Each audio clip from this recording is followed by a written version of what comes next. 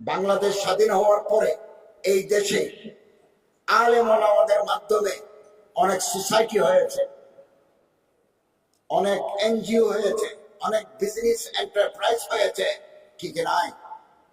আমি নাম বলবো না, কারো গীবত করার উদ্দেশ্য নয়, হাকিকতকে প্রকাশ করা। আমি নাম বলতে চাচ্ছি না। অনেক হয়েছে, বহু মানুষ বিশ্বাস করে কোটি কোটি টাকা করে ইনভেস্ট করেছেন, এখন তারা দেউলিয়া লাল বাতি জ্বলে। দুই, এই যে ইন্স্যুরেন্স কোম্পানি, বিভিন্ন নামে ইসলামিক ইন্স্যুরেন্স কোম্পানি, ছোটদার বিজ্ঞাপন, আলেম ওলামারা মাঠ পর্যায়ে ইন্স্যুরেন্সের জন্য ইসলামিক ইন্স্যুরেন্স এই নামে সে নামে কোটি কোটি টাকা এনে জমা দিয়েছে। তারপরে ওই মালিক আমেরিকা পালিয়ে গেছে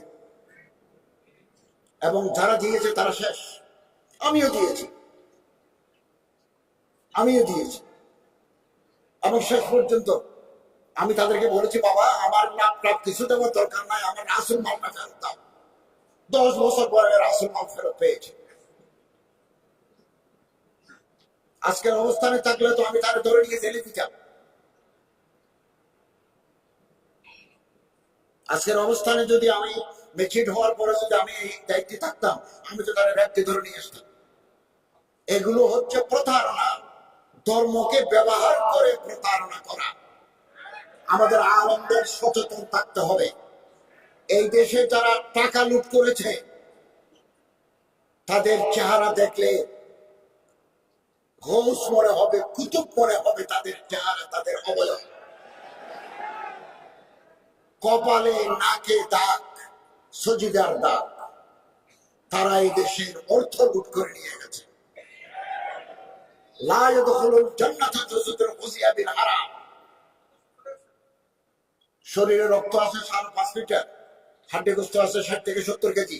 এক ফোঁটা রক্তের টুকরা গোস্ত যদি হারাম দিয়ে তৈরি হয়, قال رسول الله صلى الله عليه وسلم لا يدخل الجنة جسد غزي بالحرام. এই শরীর will not enter the heaven, বেহেশতে যাবে। তাহলে আমার এই অবয়ব, আমার এই লম্বা দাড়ি, আমার এই টুপি, এই বুজুর্গের চেহারা কি দাও, কি দাও? এবং ঠিক নাই, বারবার ধর্ম আমাদের পবিত্র ইসলামকে ব্যবহার করে এক শ্রেণীর মানুষ টাকা লুট করেছে। এই ইন্স্যুরেন্স কোম্পানির নামে কোটি, হাজার হাজার কোটি টাকা তারা লুট করে নিয়ে গেছে। মানুষ 10 বছর 15 বছর জীবনের একটা অংশ চলে গেল, ওনার কোনো বেনিফিট পেলেন না, মূলটাও তারা পেলেন।